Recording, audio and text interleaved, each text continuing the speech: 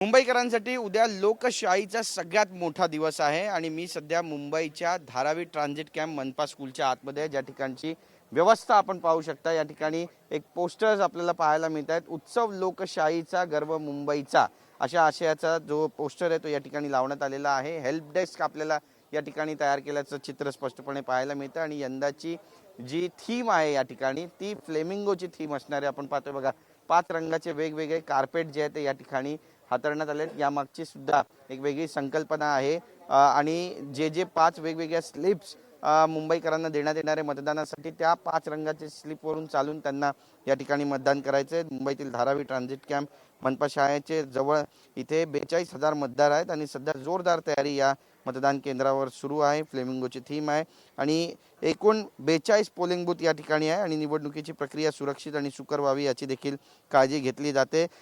इथले सहाय्यक निवडणूक निर्णय अधिकारी सुधीर निंबाळकर आहेत, जे आपल्याला या संदर्भातली सगळी माहिती देतील। सर, तुमचं स्वागत आहे TV9 मध्ये। उद्या लोकशाहीचा सगळ्यात मोठा दिवस आहे आणि त्यामुळे कशा पद्धतीनं महानगरपालिकेकडून या सगळ्या तयाऱ्या करण्यात येते आपण पाहतोय। त्या ठिकाणी आय एम प्राऊड वोटर नावाचा बॅनर दिसतोय, इथे मुंबई उत्सव लोकशाहीचा गर्व मुंबईचा बॅनर दिसतोय, एक हेल्प डेस्क या ठिकाणी तयार केलाय। कशी संकल्पना आहे आणि कशा पद्धतीने निवडणुकीला सामोरं जात आहे? आपण बृहन्मुंबई महानगरपालिका सार्वत्रिक निवडणुकीला आता सामोरं जाते। उद्या निवडणूक आहे आणि आपली जी ब्रीदवाक्य आहे उत्सव लोकशाहीचा गर्व मुंबईचा, तर मुंबईकरांना गर्व वाटेल असं एक वेगळ्या संकल्पनेतून हे केंद्र तयार करण्यात आलेलं आहे, जे धारावीमध्ये आहे। मुंबईकरांना खरंच गर्व वाटेल। या केंद्रामध्ये आपण जर माहिती घेतली तर आपल्याला सांगायला मला आनंद होईल की 42 केंद्र आहेत, 42,000 मतदार आहेत, जे कदाचित मुंबईत कुठल्याही इतर केंद्रावर नाही आहे। ज्यावेळेस मतदार येतो त्याला मतदार केंद्र सोपं जावं त्याचं शोधणं हे सगळ्यात पहिले आपलं सुविधा त्याला देणं आवश्यक असतं। त्यामुळे जेव्हा 42,000 वोटर इथे येतील किंवा त्यापेक्षा निम्मे वोटर येतील तेव्हा त्यांना त्यांचं मतदार केंद्र शोधताना कुठलीही अडचण होऊ नये, त्यामुळे आपण 42 केंद्र 5 वेगवेगळ्या विभागांमध्ये विभागलेली आहेत, 5 वेगवेगळ्या झोन्समध्ये ती डिवाईड केलेली आहेत। मतदार राजा आपल्याकडे जेव्हा मतदार करण्यासाठी येईल तेव्हा त्याच्याकडे आपण प्रत्येकाला एक अशी वोटर स्लिप किंवा मतदार चिठ्ठी आपण दिलेली आहे आणि ही मतदार चिठ्ठी धारावीमध्ये फक्त विशेष आहे या मतदान केंद्रामध्ये, कारण की याला जर आपण उलटं करून बघितलं, रिव्हर्स करून बघितलं तर यामध्ये आपण बघू शकतो की आपले मतदान केंद्र या रंगाच्या विभागामध्ये आहे। कलर कोडिंगची ही संकल्पना आहे। कलर कोडिंगमध्ये त्याला हा जर तुम्ही कलर बघितला तर हा जांभळा रंग आहे। जांभळ्या रंगाचं जर हे कार्पेट बघितलं तर त्या मतदाराला फक्त या कार्पेटवरून पायी चालत जायचं आहे आणि ते त्याच्या झोनमध्ये तो बरोबर जाणार आहे आणि त्याला 42 केंद्रांपेक्षा 7 ते 8 केंद्रांमध्ये त्याचं मतदान केंद्र शोधणं सहज सुलभ होईल। त्यामुळे आपण ही कलर कोडिंगची संकल्पना इथे राबवलेली आहे। नक्कीच दुबार मतदारांवर सर्व पक्षाच्या नेत्यांच्या पण नजरा लागल्या, त्यामुळे तुमच्यासाठी किती मोठं आव्हान आहे? दुबार मतदारांच्या बाबत आपण मतदारांकडून परिशिष्ट एक भरून घेण्यात आलेलं आहे आणि त्या माध्यमातून त्या मतदाराने कुठे वोटिंग करायचं आहे हे आपल्याला आधीच त्याने सांगितलेलं आहे, त्यामुळे तो आपल्यापुढे कदाचित ते मोठं आव्हान नसणार नाही आहे उद्या। महिला, वयोवृद्ध आहेत, त्यासोबतच ज्या माता आहेत त्यांच्यासाठी काही वेगळी व्यवस्था केली आहे? नक्कीच आपण या ठिकाणी हिरकणी कक्ष स्थापन केलेला आहे। ज्या स्तनदा माता आहेत आणि ज्या गर्भवती माता आहेत त्यांच्यासाठी एक वेगळा असा कक्ष आपण स्थापन केलेला आहे, त्यामुळे ते त्याचा ते लाभ घेऊ शकतात।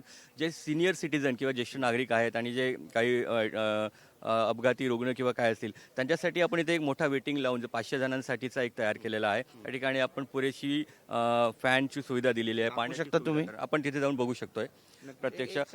वारंवार तक्रारी येतात की 4 वाजेनंतर किंवा 3 वाजेनंतर उपासमार होते किंवा पाणी मिळत नाही प्यायला किंवा मग हवेशीर मतदार केंद्र नाही आहेत, या सगळ्यांची दखल महानगरपालिकेने यावेळी घेतली आहे का? मग मागच्या निवडणुकीच्या वेळी जो काही प्रकार घडला होता, ज्या बातम्या आल्या होत्या, त्यानंतर यावेळी महानगरपालिकेने किती सावध पवित्रा घेतलाय? नक्की माननीय आमचे जे जिल्हा निवडणूक अधिकारी आणि महापालिका आयुक्त आहेत आणि अतिरिक्त आयुक्त मॅडम आहेत त्यांच्या मार्गदर्शनाने यावेळेस आम्ही जी मिनिमम ॲश्युअर्ड फॅसिलिटी जी द्यावी लागते मतदारांना ते आम्ही संपूर्ण पुरेपुरे देण्याचा प्रयत्न केलेला आहे आणि तुम्ही बघताय की आपण वेटिंग लाऊंज केलेलं आहे आणि फॅन लावलेले आहेत। आपण प्रत्येक ठिकाणी फॅन लावणार आहे। इथे साधारणतः 500 मतदार बसू शकतील एका वेळेस, एवढी इथे सुविधा आहे। वरती तुम्ही बघताय आपण व्यवस्थित कव्हर केलेलं आहे, त्यामुळे त्यांना हवेशीर असणार आहे, व्हेंटिलेटेड आहे आणि तिथे सावली असणार आहे। नक्कीच आणखी काही वेगळ्या सुविधा या ठिकाणी केलेल्या आहेत की लवकरात लवकर मतदान व्हावं, जास्तीत जास्त लोकांचं मतदान या ठिकाणी पार पडावं, यासाठी काही वेगळी संकल्पना तुमच्याकडून मांडण्यात येते? आपण कलर कोडिंगची जी संकल्पना आहे त्याच संकल्पनेतून इथे असणार आहे आणि या ठिकाणी NCC आणि NSSचे व्हॉलंटियर असणार आहेत। या ठिकाणी आपण व्हीलचेअरची सुविधा उपलब्ध करून दिलेली आहे आणि या ठिकाणी वैद्यकीय कक्ष आणि ॲम्ब्युलन्सही असणार आहे, जेणेकरून काही आपल्याला आवश्यकता पडली तर त्यांचा लाभ आपण आपले मतदार घेऊ शकणार आहे। सुरक्षेच्या दृष्टिकोनातून हा मतदार केंद्र किती सुरक्षित आहे? पोलिसांचा बंदोबस्त कशा पद्धतीने असेल? अतिशय अतिशय पुरेसा बंदोबस्त आहे. लोकसभा आणि विधानसभेलाही इथे एवढेच मतदार होते आणि त्यावेळेसही कुठली अशा प्रकारची काही घटना इथे घडल्याचं आम्हाला ऐकिवात नाही किंवा आम्ही विटनेस केलेले नाही. बरं, एक शेवटचा प्रश्न आहे. पाडूबद्दल बऱ्याच संभ्रम लोकांच्या मनामध्ये आहे. याबाबत पूर्वी का माहिती दिली नाही असा पण प्रश्न विचारला जातोय. पाडू उद्याच्या दिवशी लागणार आहे की ज्यावेळी काउंटिंग होईल त्यावेळी त्याची गरज लागेल आणि त्याचं मुख्य काम काय? पाडू हे जे यंत्र आहे हे सध्या काउंटिंगच्या दिवशीच लागणार आहे. त्याचं फुल फॉर्म असेल प्रिंटिंग ऑक्झिलरी डिस्प्ले युनिट आहे आणि ते जेव्हा कंट्रोल युनिट आपलं काम करणार नाही कदाचित तर त्यावेळेस पाडूच्या साहाय्याने त्याच्यातला जो रिझल्ट आहे तो डिस्प्ले करण्यात येणार आहे. नक्की धन्यवाद तुमच्याशी बातचीत केल्याबद्दल. तर आपण पाहतोय उद्या लोकशाहीचा सगळ्यात मोठा दिवस आहे आणि प्रत्येकानं मतदानाला यावं, प्रत्येकानं मतदानाचा हक्क बजवावा आणि लोकशाहीच्या या सगळ्यात मोठ्या उत्सवात सहभागी व्हावं असं आवाहन आता महानगरपालिकेकडून केलं जात आहे. याला जनता किती मोठ्या प्रमाणामध्ये प्रतिसाद देणार आहे हे उद्या पाहणं अत्यंत महत्त्वाचं ठरणार आहे. कॅमेरा पर्सन हरीश नेगीसह गिरीश गायकवाड, TV9 मराठी, मुंबई.